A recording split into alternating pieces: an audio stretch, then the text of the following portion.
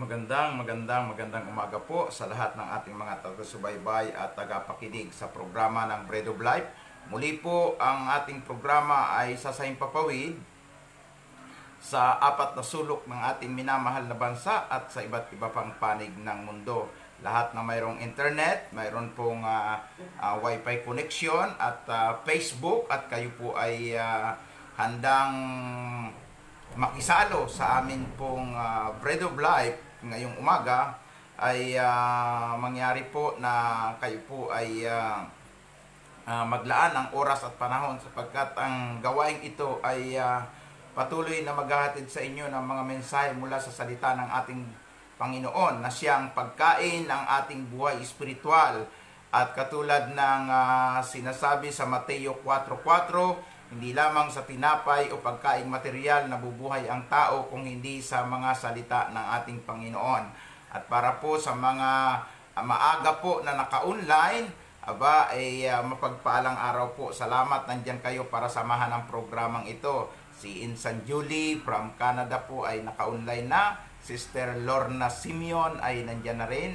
At tayo muna po ay bumati sa lahat ng ating mga tagapakinig sa Luzon, Visayas at Mindanao, sa Calabarzon area, NCR, sa lahat ng mga church at mga kamanggagawa ko, mga co-worker, mga pastor, mga preacher, sa iba't ibang ministry. Good morning po sa inyo. Salamat po na ang ating programa ay nagpapatuloy at patuloy po tayong sinasamahan ng Panginoon para po ang salita ng Diyos ay atin pong maipahayag sa pamagitan ng live streaming. At salamat po sa lahat ng mga tumatangkilik ng mga kapatiran natin. At yan po sa Baguio City, sa parte po ng North Luzon, magandang umaga po sa inyo dyan. Sa parte po ng Binalunan, Pangasinan, dyan po sa iba't iba pang lugar ng Pangasinan, Ilocos Norte, Ilocos Sur, hanggang pa rin na po ang ating pagbati. At sa lahat ng mga taga-Palawan, sa iba't ibang bayan dyan sa Palawan, magandang umaga po. At sa mga kapatiran po natin dyan po sa lugar po ng Masbate City, saan mang lugar kayo dyan, anumang church denomination, organization na inyo kinabibilangan. Good morning brothers and sisters, mga co-worker, co-pastor, mga co-evangelist, missionary. Good morning. Sa mga nandito sa Bicol area, mula po sa lugar na aking kinalalagyan, sa Dait, Camarines Norte, maray na aga sa Indogabos, mga tugang kong mga Bicolano, mula dito sa Camarines Norte, hanggang po dyan sa Naga, Legazpi, Albay, Catanduanes, Sorsogon, sa iba't iba pang lugar ng Kabikulan, maray na aga sa Indogabos, mga tugang kong sa kagurang ng Hesukristo.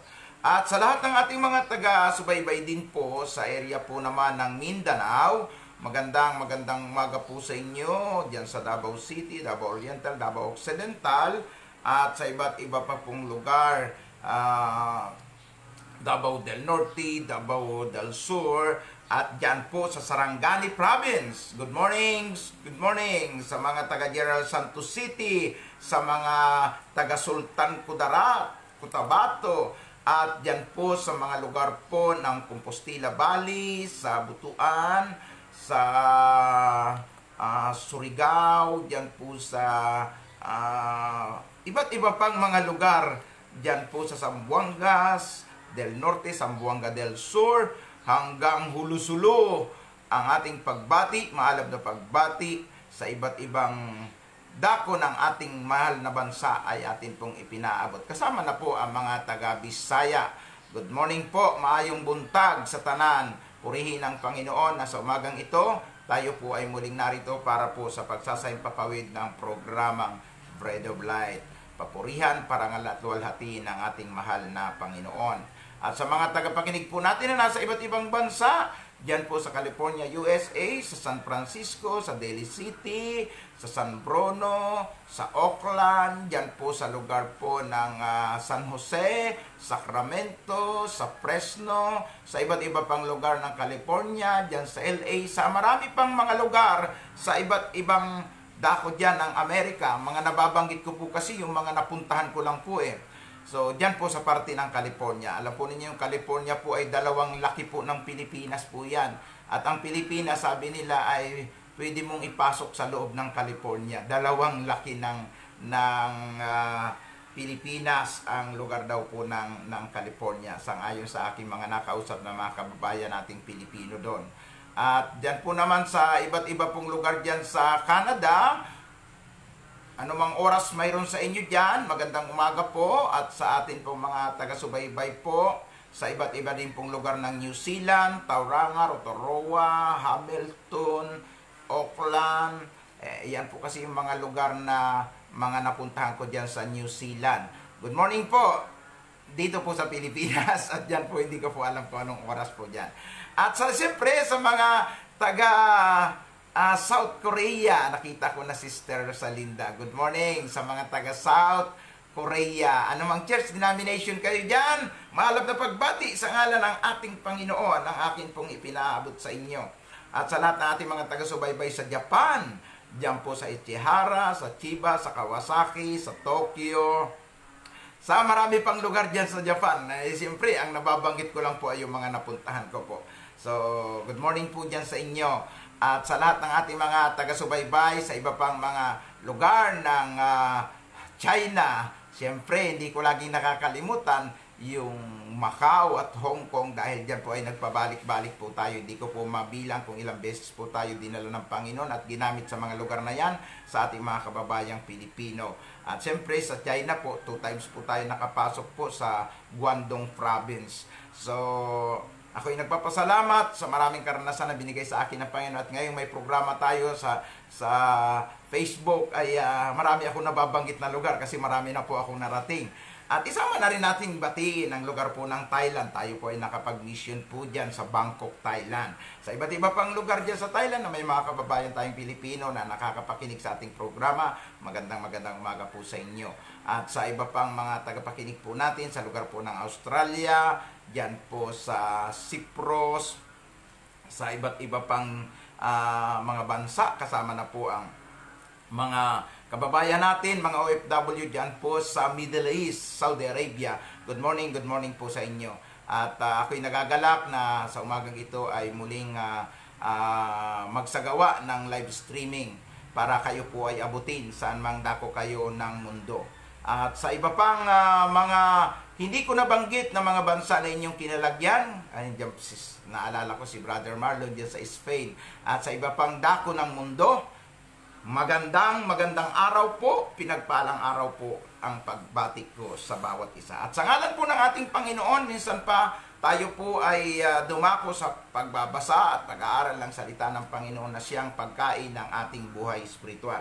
At ang ating pag-uusapan ngayon ay patungkol po sa mga himala na ginawa ng ating Panginoong Hesus. At sisimulan po natin ang unang himala na kanyang ginawa dito po sa kasalan sa Cana, Galilea. Okay? Chapter 2 ng Aklat ng Juan, kung nandyan po kayo, sundan po ninyo at babasahin po natin sa salin ng mabuting balita. Saling ang Biblia. Okay. Ang Biblia po, salita pala ng Diyos itong nakalagay po sa aking Bible. Kasi po minsan may mga pagkakaiba po ng gamit ng salita, pero parehas lang po sa kahulugan. Okay?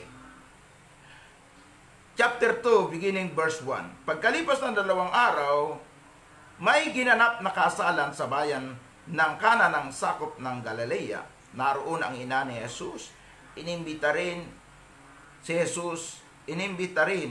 si Jesus at ang mga tagasunod niya. Nang maubos ang alak sa handaan, sinabi ng ina ni Jesus sa kanya, naubusan sila ng alak. Sumagot si Jesus, babae, huwag ninyo akong pangunahan. Hindi pa po dumarating ang panahon ko. Okay. Verse 5. Sinabi ng ina ni Jesus sa mga katulong, sundin ninyo ang anumang iutos niya. May 6 na tapayan doon na ginagamit ng mga Hudyo sa ritual nilang paghuhugas at ang bawat tapayan ay naglalaman ng 20 hanggang 30 galon ng tubig. Sinabi ni Jesus sa mga katulong, punuin ninyo ng tubig ang mga tapayan at pinunungan nila ang mga ito. Verse 8, pagkatapos sinabi ni Jesus sa kanila, sumalo kayo at dalhin sa namamahala ng handaan. Sumalok nga sila at dinala sa namamahala. Verse 9, tinikman ng namamahala ang tubig na naging alak. Hindi niya alam kung saan nanggagaling ang alak, pero alam ito ng mga katulong na sumalok ng tubig. Kaya ipinatawag niya ang lalaking ikinasal. Verse 10, at sinabi, karaniwan ang espesyal na alak muna ang inihahanda, at kapag marami nang nainom ang mga tao, saka naman inilalabas ang ordinaryong alak. Pero iba ka, dahil ngayon mo lang inilabas ang espesyal na alak. Ang nangyaring ito sa Cana, Galilea, ang unang himala na ginawa ni Jesus. Sa ginawa niyang ito, ipinakita niya sa ang kanyang kapangyarihan at sumampalataya sa kanya ang kanyang mga tagasunod. Last verse, pagkatapos ng kasalan, pumunta si Jesus sa Capernaum kasama ang kanyang ina, mga kapatid at mga tagasunod, na natili sila roon ng ilang araw. Pinagpala ang bahagi ng kasulatang binasa natin. Saglit po tayong manalangin. Aming Diyos, salamat po sa umagang ito sa bahagi ng kasulatang binasa ng iyong lingkod. At buhat po sa bahagi ng kasulatang ito, ibigay po ninyo ang makapangyarihang mensahe na magdudulot ng kalakas at katatagan sa aming buhay pananampalataya. Pagpalain niyo po ang lahat ng mga tagapakinig at makakapakinig sa live streaming na ito, sa programang ito ng Bread of Life. Ikaw lang ang maitaas, maparangal at maluwalhati. Sa iyo ko po patuloy na itinatalaga ang mga nalalabing sandali. Sa pangalan ng iyong anak na si Jesus na Panginoon at aming tagapagligtas, ito po ang aming pagsamo at dalangin. Amen and amen. Glory to Christ Jesus. Hallelujah. Salamat po sa mga bahagi ng kasulatang binasa natin. At ito po yung ating pag-uusapan ngayon. Hallelujah. At dito po ay atin pong binasa ang isang tagpo sa buhay ng ating Panginoon, kung paano po siya gumawa ng himala. At ang sabi sa Biblia ang ating binasa, ito ang kauna-unahang himala na ginawa ng Panginoon, nasaksihan ng kanyang mga alagad at ng maraming tao doon sa kasalan sa Cana. At sa istorya pong ito, mga iniibig kong mga kapatid, may mga ilang katotohanan tayong sisilipin, hahalukayin, at atin pong nanamnamin ang mensahe na nakapaloob sa mga salita ng Panginoon na atin pong binasa. Na dito po ay maliwanag na ang Panginoon ay dumalo sa isang okasyon ng kasalan. So, hindi yung masama yung makipagkasal. Yan. Dahil ang ating Panginoong Hesus mismo ay dumalo sa kasalan. At hindi lang po siya, pati ang kanyang mga disciple, pati ang kanyang ina sa laman, at mga kapatid din sa laman. Sabi po dito sa Biblia ay kasama po yung mga ina at mga kapatid ng ating Panginoon. At sa okasyon pong ito ay nagkaroon po ng shortage, hiniho sa pagkain kung hindi sa inumin. At minsan ginagamit po ng mga lasenggo, ay ang Panginoong Hesus ay gumawa ng alak at isinerve pa sa mga tao. Kaya hindi ka masama yung mag-inom ka ng alak at magpakalango ka sa alak. So, alam mo ninyo, sa isang banda ay may katwiran po sila. Pero anumang sobra po ay hindi po nakakabuti. At gusto ko pong sabihin sa inyo, ako, pag talagang si Jesus ang gumawa ng alak, ay iinom ho ako kasi sigurado ako hindi makakasama sa tao. Sigurado po ako. Kasi yung mga alak po sa panahong ito na kinahumalingan ng maraming mga tao, talagang alcohol po na ang taas po ng percentage na halos lumiliyab pag sinindihan mo, lalo na po yung gin. Ay yan po, pag nagpakalango ka dyan, ay sigurado ang tatamaan ay baga. Magkakasakit ka sa baga. At kung alam natin ang isang bagay na alam mong magdudulot sa iyo ng sakit, ay tinitake mo, ay pinipinsala mo yung katawang nilikha sa iyo ng Diyos. Kasi hindi naman iyo yan eh. Sabi nga, ang katawang ito ay templo ng Espiritu Santo, at sino mang tao na gumawa ng ikasisira ng templo ng Espiritu Santo na dili iba't ang ating katawan ay parurusahan ng Diyos. So, nasa ano yan? 1 Corinthians 3:15-16. Kaya, dapat po ay marunong po tayong bumalansi, lalo na pag nagbabasa po tayo ng Biblia. Dahil ang Panginoon gumawa po ng himala para po ipamala sa kanyang mga alagad ang kanyang kapangyarihan.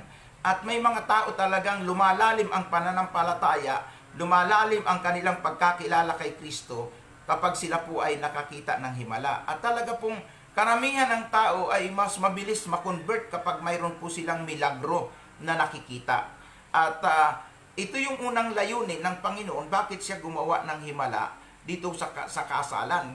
Para po ipakita ang kanyang kapangyarihan at talagang siya isang palatayanan ng kanyang mga disipulo bilang isang anak ng Diyos. At sampalatayanan siya bilang isang makapangyarihan at sampalatayanan din siya bilang provider na handang magpuno sa kakulangan. At dito nga po sa istoryang ating binasa ay nagkaroon ng kakulangan po sa inumin na alak. At ang Panginoon ay nag-utos sa mga nandoon at mga tagapag-serve na yung banga ay punuin ng tubig. At matapos pong gawin ito ng mga nautusan, ang Panginoon nga ay naghimala at ipinaserve yung tubig na yon na nandoon sa banga na ito po ay ginawa na niyang alak. So, nagulat po yung mga nandoon sa handaan sapagkat nang iserve po ay nasarapan po sila at sinabing, first class yung alak na ito So, dapat, ang alam ko sabi ng ilan sa mga nandoon sa handaan, isiniserve yung masarap na alak, yung first class na alak, sa simula ng handaan. Pero ngayong nagtatapos sa kain nilabas, dahil sa pangkaraniwan daw na kalakaran sa kanila, ang magandang klase ng alak ay inilalabas sa simula, hindi doon sa pahuli. Ay nagtaka sila bakit huli na isinerve. Hindi nila alam na iyon ay talagang galing sa mahimalang gawa ng Panginoon na kung saan ay pinrovide ng Panginoon yung kakulangan doon sa handaan na yon. At bago po nangyari yon ay mayroon pong ilang mahalagang pag-uusap na gusto ko din pong bigyang diin sapagkat ang Panginoong Hesus ay lumapit o ang kanyang nanay sa laman, si Maria, lumapit kay Hesus at sinabi niya, naubusan na ika ng alak. At dito siya tinawag ng Panginoon na babae o ginang, huwag ninyo akong pangunahan, hindi pa po dumarating ang panahon ko. So sometimes ay para bang sabi ng ilan ay parang nakakabasto sa isang ina na sabihan ng ganoon. Pero dapat nating malaman na sa tagpong ito ay ginagamit ng Panginoon ang kanyang higher authority as a Son of God o isang Diyos. Bakit po? Totoo po na ina niya po si Maria sa kalagayang tao, pero ang ating Panginoon kasi ay may parang dual citizen siya tunay na tao, tunay na Diyos. So, nagsalita siya kay Maria, tinawag niya itong babae sapagkat ang ginagamit niya nung time na yun ay ang authority niya bilang Diyos. At bilang Diyos ay hindi po pwedeng pangunahan o diktahan ng sino man ang ating Panginoong Hesus. At dito po ay lalabas po talaga na si Maria ay kinasangkapan lang niya sapagkat kung talagang ito ay sa natural born o kapanganakan sa kaparaanan ng tao, ay parang masakit ito sa isang ina na pagsabihan ka ng babae. Hindi pa dumarating yung oras, bakit mo ako pinangungunahan? Bakit ka na nangunguna sa akin? Hindi ko pa oras. So, masakit po yun sa isang ina. Pero si Maria po ay hindi po nag-react. At ano po ang sinabi niya? Ano po ang sinabi niya? Sabi niya, sundin niyo lang kung ano yung kanyang sinasabi. At hindi siya nakipagtalo kay Jesus. Dahil alam niya na siya'y kinasangkapan lang. Ginamit lang siya ng Panginoon para ipanganak. Dahil pagkatapos nga nun, naisilang si Jesus, hindi nawala ang virginity niya. Alam niya yung himala na ganoon. At Andun ang higher respect niya, na siya mismo ay nagsabi, ako ay nagalak sa aking Diyos at aking tagapagligtas. Alam niya na si Jesus ang kanyang Diyos at tagapagligtas. So, kung ano yung sabihin ni Jesus, ay sumusunod siya kasi alam niyang may authority ito na hindi lang bilang anak niya sa kalagayang tao, kung hindi, yung authority nito bilang Diyos. At sinasansala ko po at nilalabanan ko po yung kinagawiang dasal na masasabi kong isang uri ng paglapastangan kay Jesus at hindi kinalulugdan at hindi accepted, hindi katanggap-tanggap sa Diyos. Yung laging dinarasal sa kinamulatan nating reliyon na Santa Maria, ina ng Diyos. Yan. Ina ng Diyos. So, mali po yung paggamit ng ganitong salita sapagkat kailanman ay hindi pwedeng magkaroon ng ina ang Diyos. Ang dapat pong gamitin, Santa Maria, kinasangkapan ng Diyos. Yan, kinasangkapan. Pero kung papalabasin mong si Santa Maria ay ina ng Diyos dahil si Jesus ay ipinanganak nito, mali po ito sa talagang tamang logic o sa tamang kalakaran. Sapagkat bago pa ipanganak si Maria ay nandyan ang Diyos. Existing na siya, kahit basahin po ninyo doon sa Kawikaan 8:22 at the following verse, ay may nagsasalita na sa pamagitan ni King Solomon ay inihayag na mula sa paglikha, ang sabi niya, ay meron na pong nag-uusap na likhain natin ang mga bagay na ito o walang anumang bagay na nilikha sa mundong ito nang wala siya. Na sa pasimula pa lamang ng paglikha ay nandoon na ang Panginoon. Inari na siya ng Panginoon. Bago itatag ang daigdig na ito, ang patibayan ng mundo ay nandoon na. So, nandoon na ang Diyos. At sa pasimula pa lamang, sa paglikha ng sangkatauhan, nandoon na ang Diyos. Ay, kailan lang si Maria pinanganak? New Testament lang. After more than 4,000 years na ang nakalilipas, ipinanganak si Maria. So, hindi pwedeng magkaroon ng ina ang Diyos. Kaya dapat linawin yan. At dapat huwag tayong masanay na gumamit ng ganyang mga dasal sapagkat nababiolate natin ang kalooban at panuntunan ng Diyos at para bang malaking insulto na lalagyan natin ng ina ang Diyos. So, Santa Maria, kinasangkapan ng Diyos. At talagang sa totoo lang, hindi naman talaga tayo dapat manalangin kay Maria. Bakit po? Sino mang tao na patay na, hindi natin pwedeng kausapin. Bawal din po ang makikipag-usap sa mga taong patay na kahit na siya ay santo at kahit na siya ay santa. At isa pa, hindi iniutos ng Panginoon na tayo ay mag-pray kay Mary at i-idolize natin si Mary. Ngayon, kung ginagawa ninyo yan dahil sa kinamulatan at itinuro ng inyong mga magulang at ng inyong mga ninuno, ay hindi ko po kayo sinasaklaw. Nirerespeto ko kung anong paniniwala ang inyong pinaniniwalaan. Ang sa akin lang, sa pag-aaral ng Biblia, ay sabihin natin yung buong katotohanan. Sabihin natin yung tama. Para po ang tao magkaroon ng wastong pagkaunawa. Tanggapin ninyo sa hindi, at iyon ang katotohanan. Wala akong pananagutan. Katungkulan ko bilang mangangaral, sabihin kung ano ang katotohanan. Kaya nga po, nakakalungkot pong isipin na minsan po mas matindi pa po ang pag-idolo ng maraming tao kay Maria, lalo na sa mga Pilipino, kaysa po sa Panginoong Hesukristo. Bakit po? Can you imagine po, si Mary po, sa ngayon sa pag-aaral, ay mayroong 17 iba't ibang pangalan na ina-idolize at niluluhuran ng tao ang mga ribulto na pinangalanan sa iisang katauhan ni Maria. O nandyan ang ina ng laging saklolo, nandyan ang Lourdes, Immaculate Conception. Puro yan si Mary.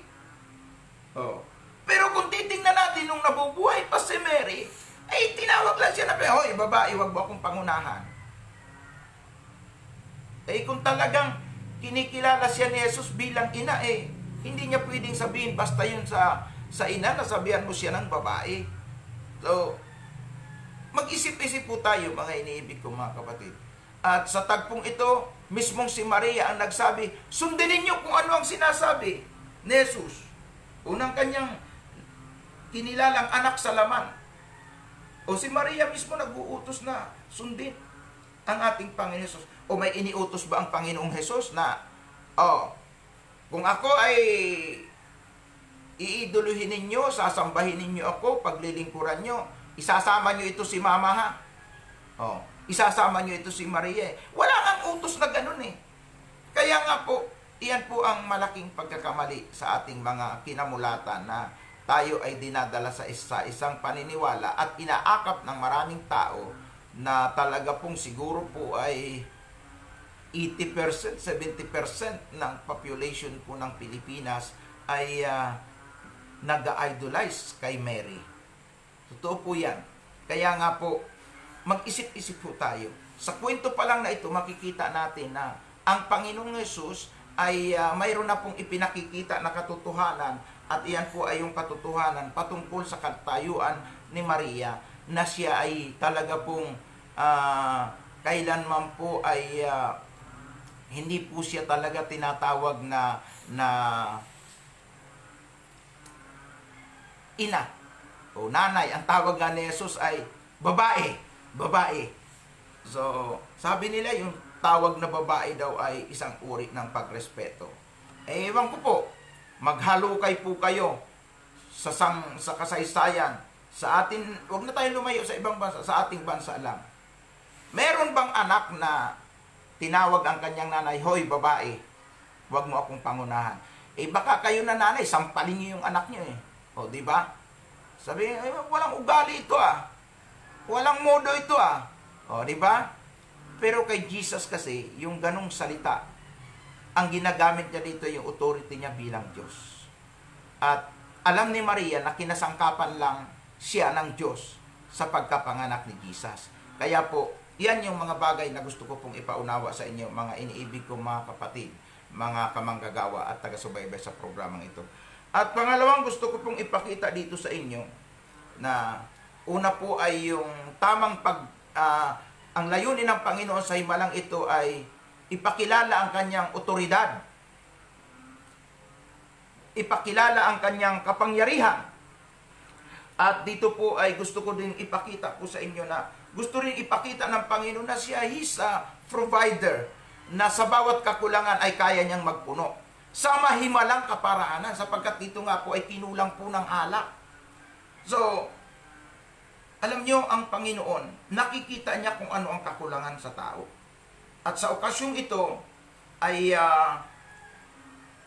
gumawa ng himala ang Panginoon para punan yung kakulangan. Kaibigan, kapatid kong minamahal, sa buhay natin, maraming kakulangan. Pag tayo ay na kay Jesus at nanalig tayo kay Jesus, siya ang magpupuno ng lahat ng ating kakulangan. Kahit na imposible, gagawin niyang posible. Ang kailangan lang ay sundin natin siya. Kung ano yung instruction niya, kung ano yung pinagagawa niya, yun ang gawin natin. Katulad dito sa kasalan, o kuha kayo ng tubig. Pwede namang mag-magic ang Panginoon, kaagad-agad magkaroon ng alak dun sa mga banga na walang laman Pero, bakit kumuha pa ng tubig? Ang ibig sabihin po, ang Panginoon Hesus, totoo gumagawa ng himala, pero minsan po may mga nagiging daluyan. Yan. Mayroon pong daluyan. Minsan po, himala ng kagalingan. Gusto natin ng himala ng kagalingan. Pero mayroon pong proseso bago mo maranasan yung kagalingan. Ayan. Katulad po halimbawa sa case ko. Pinagaling ako ng Panginoon. Kaya lang mahaba ang proseso. Pagpapatubo ng buto ko, pagpapagaling sa mga sugat ko, pinanormal muna yung sugar ko. May proseso. Kailangan gamitin ang mga doktor. Minsan may mga tao extreme na extreme. Ang Diyos ay naghihimala. Ano ba yung mga gamot-gamot na yun? Salamat kung may ganyan kang pananampalataya. Ano ba iyang mga proseso na yan? Ayaw nung iba ng proseso. Gusto po ng instant kaso nga po, ang daming himala ng Panginoon, may instant, pero mayroon po talagang dumaan muna sa process. Hindi minamagic na kagad-agad nandyan na yung himala. Diba? Kumuha muna kayo ng tubig. Kailangan sumunod yung mga inutusan. Kumuha ng tubig. Ilagay doon sa banga. Ibig sabihin mayroon pong proseso muna. So, sa lahat ng mga nagnanais makaranas ng himala, makatikim ng himala at kumain ng himala, sumunod muna kayo sa proseso. Ayan. Kaya si Mary mismo nagsabi, sundin ninyo kung ano yung sasabihin niya. O, ayan. Pag sinabi ng Panginoon, ikaw ay gagaling dahil sa iyong pananampalataya, gagaling ka sa iyong pananampalataya. May proseso. Kailangan mo munang manampalataya. Hindi ka mamagikin kung anong kailangan mo na himala. So, yun mga bagay na gusto kong ipaunawa. So, yung proseso na gustong ipakita ng Panginoon. Kaya, anuman ang himala na gusto nating maranasan, sumunod tayo sa proseso ng Diyos. At ako'y naniniwala kapag tamang proseso ang ating ginawa, walang imposible, mangyayari po ang himala. Tulad halimbawa, panahon ni Moises, kailangang magtawid sila ng dagat. Ano yung proseso? Sabi ng Diyos, ano yung hawak mo? Sabi ni Moises, tungkod. Yung tungkod na yan, itaas mo na. Pwede naman gawin ng Diyos. Maghihimala na ako. Tingnan ninyo, mahahati ang dagat. Pero bakit kailangan may tungkod pa na itaas? Sapagkat ang mga himala, kumisan, doon sa wala na tayong magagawa at doon sa panahon na lahat ng paraan ay nagawa na natin, saka po dumarating yung himala. At bago dumating yung himala, ay mayroon pong karaniwang dinadaluyan. Bihira po yung instant. At talaga pong iyan, ay marami pa tayo pag-uusapan ng mga himala ni Jesus. At patutunayan ko sa inyo sa mga pag-aaral natin na may proseso ang mga himala ng Panginoon. Una po, para po ipakita, dito po para po ipakita sino siya, ano yung kalagayan ni Jesus sa ina na ginamit o babae na ginamit niya para siya isilang, na ipinaliwanag ko po. At yung pangalawa po dito na gusto ko pong ipakita sa inyo, yung pagsunod sa instruction na kumuha ng tubig. Mahalaga yung pagsunod. Yun yung instruction. At pagkatapos, ano yung instruction pa? Dalhin na ninyo sa mga kinapos ng alak. So, maliwanag ang instruction. Ay kung ginawa niyang alak yun, hindi naman isinner, paano mapapatunayan na yung tubig ay naging alak? So, kailangan sundin talaga yung instruction. Maglagay ng tubig sa banga, tapos kunin yung tubig uli sa banga, at iserve doon sa mga nangangailangan ng inumin. So, mga inibig kong kapatid, may mga ilang bagay din po akong gustong linawin tungkol sa pag-inom po ng alak. Alam po ninyo, sa ibang mga bansa, kultura po nila, parang soft drinks po yan na lagi pong nandyan sa hapagkainan. Lalo na po sa malalamig na bansa, at na-experience ko po yan, yung red wine, nagre-red wine po kami. Kapag po mainit, malamig po ang panahon, mainam po yung nagre-red wine kasi nakakatulong po para uminit po yung katawan. At yung alak po na red wine ay katas po ng ubas, hindi po nakakasama. Liban lang po, anumang bagay pag sobra ay talagang masama. At sa parte po ng Europa, ay sabi ng ilang mga nag-aral at mga nanggaling sa Europe, ay parang tubig po yan na nakasahog talaga po sa inumin. Yan ang pinaka-soft drinks na nila. Dito sa atin, karaniwan masarap yung pagkain, yung kainan kapag po may kasamang soft drinks. Bagamat ang soft drinks po ay hindi po nakakadulot ng kalusugan sa katawan ng tao. Yan po ay pwedeng maging dahilan na ikaw ay maging diabetic at maging acidic. So, ingat-ingat po. Ang ginawa ng Panginoon na alak ay hindi po nakakasama. Dahil ang Panginoon kailanman ay hindi gagawa ng ikasisira ng kalusugan ng tao, na hindi katulad sa panahon ito na marami pong alak na iniinom na nakakasira po sa kalusugan.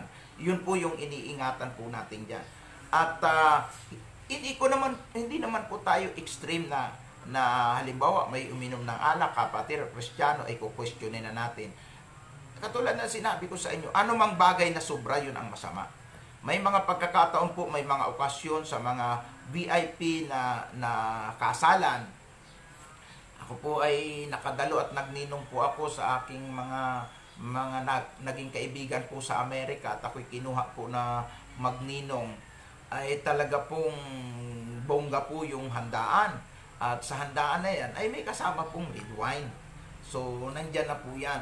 So, hindi naman po masama yung mag-take ka ng paisa-isang Huwag yung malaking baso, yung maliliit na baso na ginagamit sa pagsiserve ng red wine. Yung tama lang, hindi po yan makakasama. Pero pag yung gina at yung ibang mga alak na talagang napakataas ng percentage ng alcohol, delikado po yan.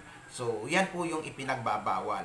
At gusto ko rin pong linawin na sa istorya pong ito ay ipinakikita ng Panginoon sa kanyang mga alagad na siya ay Diyos ng himala. Ayan. Kaya nga, ang sabi po dito sa bahagi ng kasulatan, nung ito ay gawin ng ating Panginoon, ay natutong sumampalataya. Sabi dito, verse 11, ang nangyaring ito sa Cana Galilea, ang unang himala na ginawa ni Jesus. Ginawa niyang ito. Ipinakita niya ang kanyang kapangyarihan at sumampalataya ang mga tagasunod niya. Kasi hindi pa siya noon talaga humahayot magbisyon. So kailangang magpakita siya ng isang himala na yun ay magiging daan at sumampalataya yung mga disciple niya. So may purpose dun minsan yung himala para lalong sumampalataya ang mananampalataya, lalo na ang mga disciple ng Panginoon. So, nandun yung provision at nandun po yung purpose na matuto ang mga alagad niya na sumampalataya para makilala nila na itong tumawag sa kanila na Jesus ay Diyos ito ng himala. Iyan din po ang gusto kong ipakita sa inyong mga kapatid.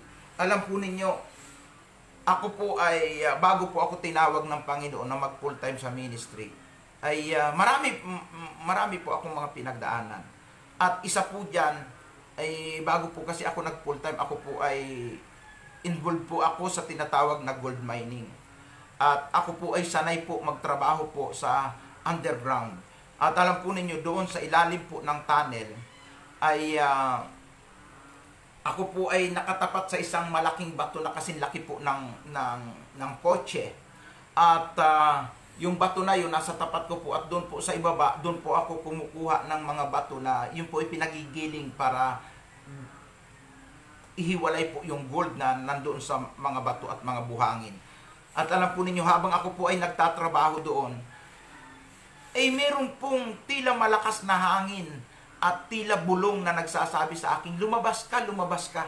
Kapapasok ko pa lang po, hindi pa po ako natatagalan doon sa loob. Dyan po kasi, karaniwan po, pag pumasok ka ng umaga, lalabas ka po dyan kung kakain ka na ng tanghalian. Pero nung umaga na yun, iba po yung nangyari. Dahil pagpasok ko po, may udyok po sa akin na hindi pa ako natatagalan, lumabas ka, lumabas ka. Hindi ko po nakontrol yung sarili ko, lumabas po ako. Dalawa po ang ilaw na ginagamit yan Yung ilaw po na, yung flashlight na nakatali po dito sa ulo, na lalagyan po ng guma, tinatali po dyan. At tapos yung isa po, yung tinatawag na lampara, na yun naman po, ang nilalagay po ay kalburo. Nilagay ko po yung lampara doon, at sa udyok po na ako po ay lumabas, iniwan ko yung ginagamit na lampara, yung ginagamitan ng kalburo. Ang gamit ko lang po yung ilaw na flashlight. Lumabas po ako ng underground, ng tunnel. At alam po ninyo, hindi pa po natatagalan na nakalabas ako, biglang dumagundong dun sa loob. Yung pala po, yung malaking bato na nandun sa tapat ng aking pinagtatrabaho na nakasinlaki ng ulo ng kotse po, ay bumagsak. At kung hindi po ako lumabas, ay hindi na po ako nagamit ng Panginoon. Para po ako doong sinagasaan ng pison. Patay talaga po ako. Lasog-lasog ang katawan ko sa laki po ng bato na yon. Mataas po yung lugar na kinalalagyan. At doon ko po nakita na mayroong himala na ginawa sa akin ang Panginoon. At na-realize ko po na pinreserve ng Diyos yung buhay ko para gamitin pala ako bilang isang mangangaral ng kanyang salita. At hindi po nagtagal, ay bumigat ang panawagan sa akin ng Panginoon. Hanggang sa nakita ko na po yung sarili ko na ako po'y nangangaral sa mga tao, sa libu-libong tao. At mula po noon, iniwan ko na po ang trabaho ng pagmimina. Ayan. So, nagsimula po ako sa ministry ng 1989. Bagamat ako po ay naging Kristiyano, naging kabataang manggagawa ng 1982, pero po yun talagang ako po ay pumasok sa full-time ministry, 1989 po yan. At nagsimula po ang lahat dahil sa isang matinding himala na dapat ako po ay namatay doon sa underground na yon dahil doon sa malaking bato na bumagsak na dapat ako po ay nabagsakan, pero inudyukan ako ng Panginoon na lumabas. Kaya minsan bago tayo gamitin yung mga may panawagan ng Panginoon, maka-experience ka muna ng extraordinary miracle. At marami po akong himala na ikukwento ko pa sa patuloy na pagtatalakay natin na ang paksa ay patungkol sa himala na ginawa ng Panginoong Hesus o ginagawa ng ating Panginoon. At mula po noon ay iniwan ko na nga po ang pagmimina at ako po ay nag-full time na po sa ministry ng Panginoon. Sa mga alagad ng Panginoon, para sila po ay tuluyang iwan ang lahat at sumama na mag-ministry sa Panginoon at ipagamit ang buhay sa Panginoon, pinagpakitaan sila ng Panginoon ng isang himala. At sabi po dito sa bahagi ng kasulatang binasa natin ay napakaliwanag po. Sa ipinakita niya na kapangyarihan, sumampalataya sa kanya ang kanyang mga disciple o mga tagasunod. So minsan, may mga purpose po ang himala bago po gawin ng Panginoon. Una, yun po, maaring punan ang pangangailangan. Pangalawa po, para ipakita na siya ay talagang Diyos ng himala. Pangatlo po, para ang tao ay matutong sumampalataya. Iyan ang mga katotohanan na gusto kong ipakita at ipaunawa sa inyo sa istoryang ito. So, maraming mga tao na hindi nila kilala ang Panginoon na Diyos ng himala. Kaya hindi sila nakakaranas ng himala. Pero, pag talaga pong mayroong espesyal na paggamit na gagawin ang Diyos sa iyo, magpapamalas siya ng mga himala sa buhay mo.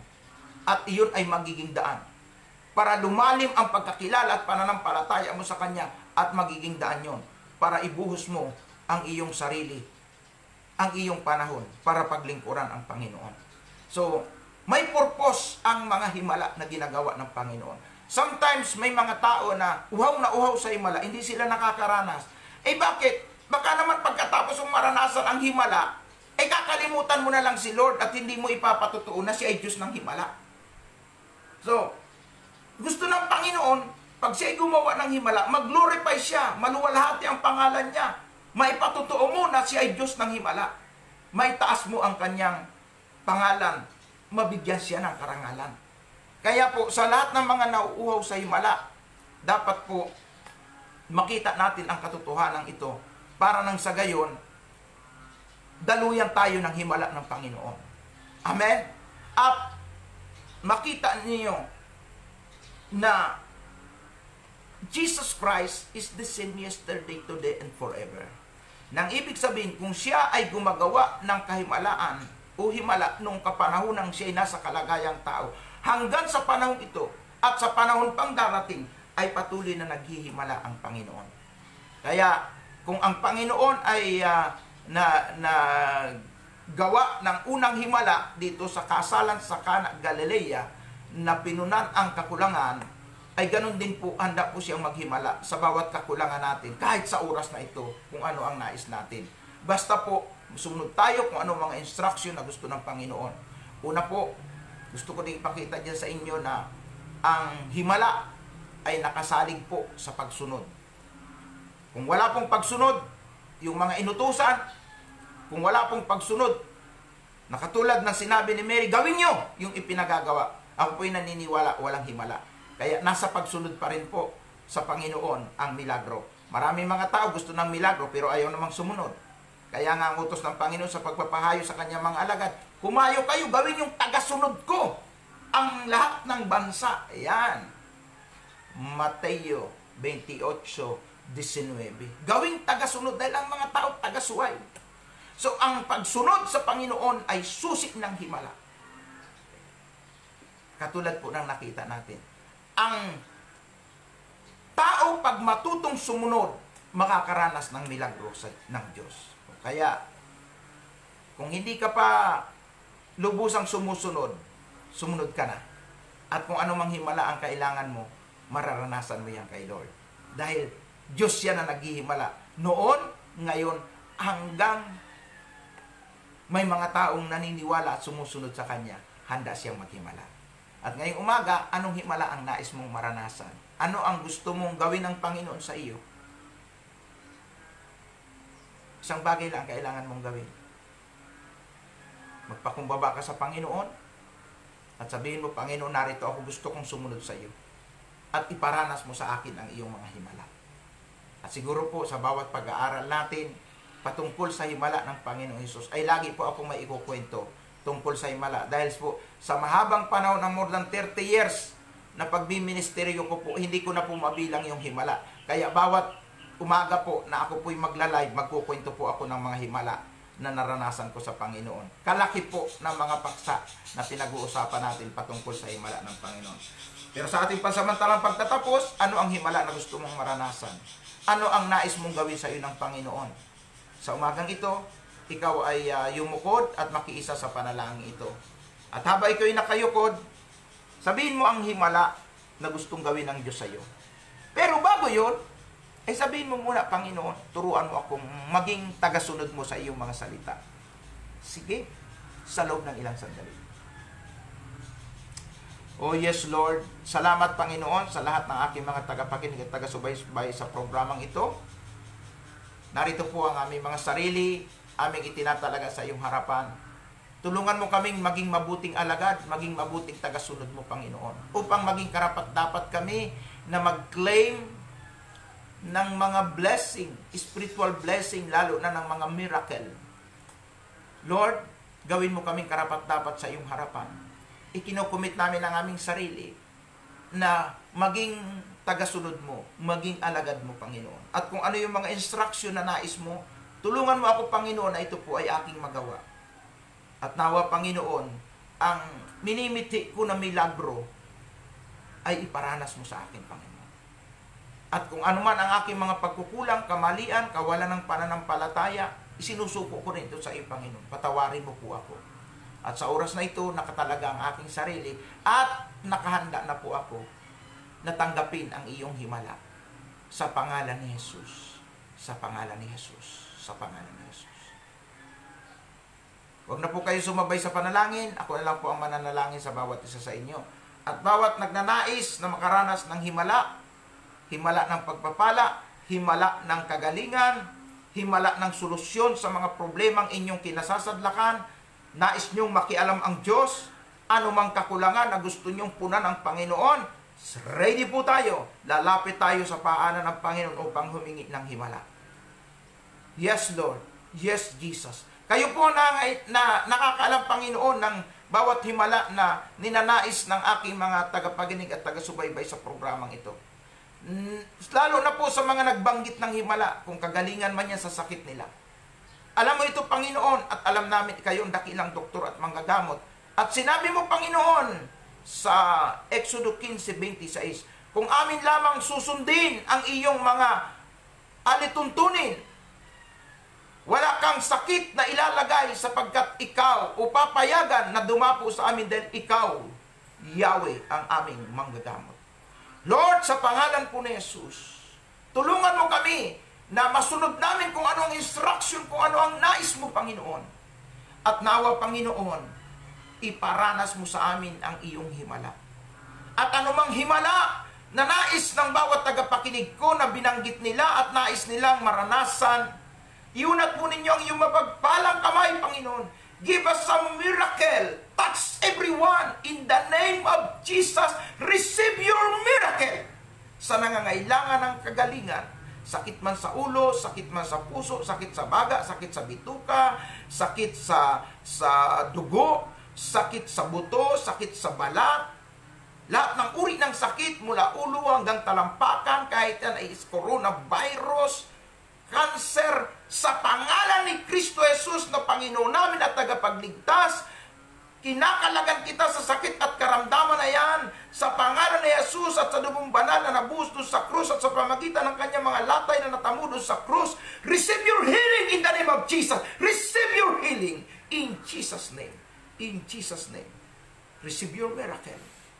Ano mang himala na nais mong maranasan, solusyon man sa iyong mabigat na problemang dinadala, magkaroon ng solusyon, malutas ang solusyon na yan, malutas ang problema na yan, masolusyonan ang problema na yan, sa pangalan ni Jesus. at anumang kakulangan sa pananalapi, mga bayaran sa pagkakautang, Lord, in the name of Jesus, nagdideklara ako ng miracle healing na makabayad na ang bawat isa sa pangalan ni Jesus, sa pangalan ni Jesus, mapunan ang lahat ng mga kakulangan. At sa mga may pangangailangan na gusto nila na ang mga relatives nila ay madala na sa abroad, katulad ng prayer request ng aking pinsan na nasa Canada, na ang kanyang mga anak ay madala na doon sa Canada, mag-migrate na doon. Lord, sa pangalan ni Jesus, nagdideclare po ako ng miracle healing na lahat ng mga papers na dapat maayos ay maayos at wala nang anumang maging hadlang.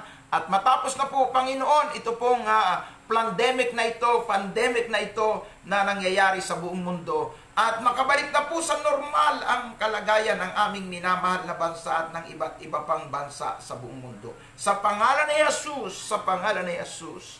At ang patuloy na paghihirap sa aming ekonomiya, dalangin po namin, Panginoon, na masolusyonan na at makarecover, makabangon na po ang aming minamahal na bansa. Ako rin po ay nanalangin sa bansang Amerika na nalalapit sa pagharap sa muling pagpili ng kanilang Pangulo. Ang iyo pong kamay ang siyang manguna at kalooban mo ang mangyari kung sino po ang mahahalal. At kung iyong marapatin na muling mahalal si President Trump, kami po ay nanalangin na kalooban po ninyo ang mangyari at yung sakit na dumapo sa kanya na siya ay tinamaan ng coronavirus ay malusaw na at makarecover siya at magampanan niya ang kanyang tungkulin bilang presidente ng Amerika. At dalangin ko, Panginoon, na magkaroon ng mapayapa at maayos na eleksyon po sa Amerika at mahalal ang nararapat mahalal.